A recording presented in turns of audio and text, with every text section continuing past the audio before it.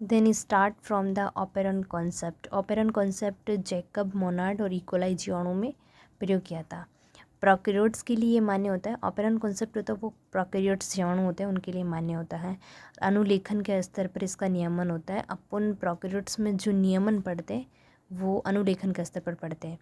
और ऑपेरन होता क्या है कि जीन का समूह, एक जीन का समूह होता है जो एक कॉमन उपापचय पथ में कार्य करती है। जीन का एक समूह होता है जो कॉमन उपापचय पथ होता है उसमें कार्य करती हैं, और एक कॉमन उपापचय पथ होता है उसकी तरीके से वो नियमन दर्शाती है, कॉमन तरीके से नियमन दर्शाती है, वो ऑपेरॉन कहलाती है।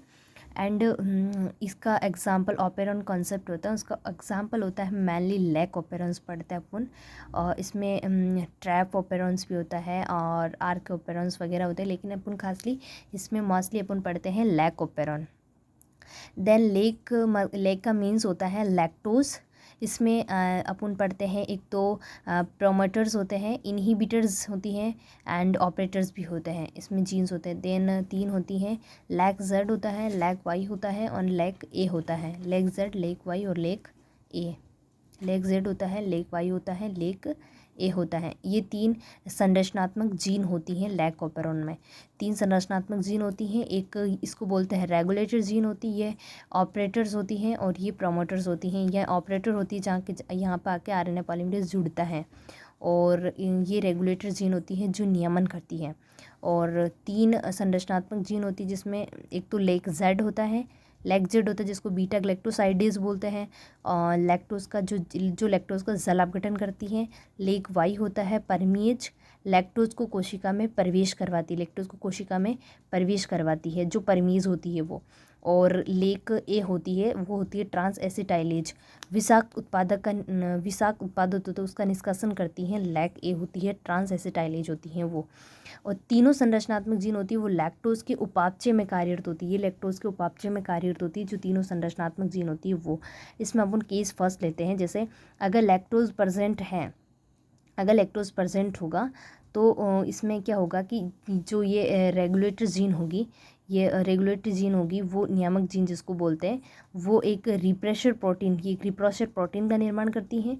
और वो रिप्रेशर प्रोटीन क्या होगी, जगह अगर लैक्टोज एब्सेंट होगा तो वो रिप्रेशर प्रोटीन ऑपरेटर से जाके ऑपरेटर से जाके जुड़ जाएगी।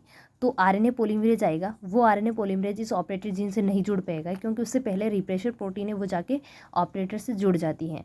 फिर इसमें जो तीनों जो अनुलेखन करने वाली जो जीन होती है जिनका नियमन करना होता है, 3 संरचनात्मक जीन होती है जिसका कार्य करना होता है, वो अनुलेखन और अनुवादन नहीं कर पाती हैं। जब आरएनए पॉलीमरेज नहीं जुड़ता उस पर आके आरएनए पॉलीमरेज नहीं जुड़ता है तो वो तीनों संरचनात्मक जीन होती है वो अनुवादन और अनुलेखन नहीं कर पाती हैं।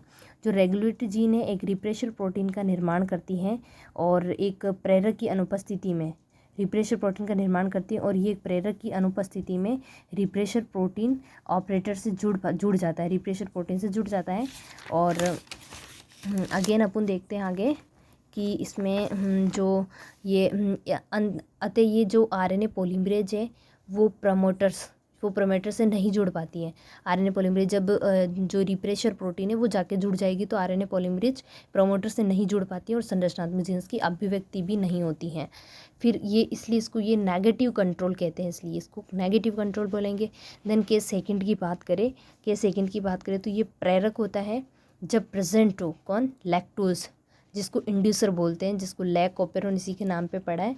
तो ये अगर प्रेजेंट है तो इसको वास्तविक प्रेरक इसमें लैक्टोज होता है, लेकिन इसको बोलते लैक्टोज है, लेकिन इसका वास्तविक जो इंड्यूसर होता है उसको एलोलैक्टोज बोलते हैं।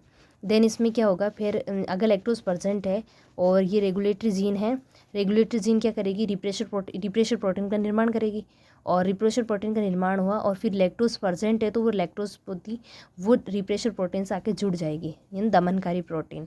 रिप्रेशर प्रोटीन से जुड़ने पर वो रिप्रेशर प्रोटीन है वो ऑपरेटर से नहीं जुड़ पाती, जब प्रेरक उससे जुड़ जाता है तो फिर ये रिप्रेशर इंड्यूसर कॉम्प्लेक्स का निर्माण हो जाता है, और जो 3 संरचनात्मक जीन होते हैं उनकी अभिव्यक्ति हो जाती है, बीटा ग्लैक्टोसाइडेज और इसका ट्रांसएसिटाइलेज परमीज, तीनों का अनुलेखन और अनुवादन हो जाता है और पॉलीसिस्टोनिक एमआरएनए का निर्माण हो जाता है।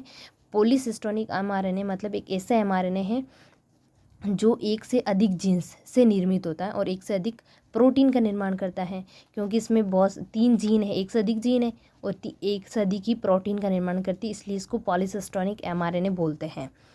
ये पॉलीसिस्टोनिक एमआरएनए केवल प्रोकैरियोट्स जीवाणु का ही लक्षण है, यूकैरियोट्स में नहीं होता, क्योंकि यूकैरियोट्स में तो मोनोसिस्टोनिक एमआरएनए होता है, जो एक जीन से एक एमआरएनए और प्रोटीन्स का निर्माण होता है। इसमें पॉलीसिस्टोनिक एमआरएनए का निर्माण नहीं होता है।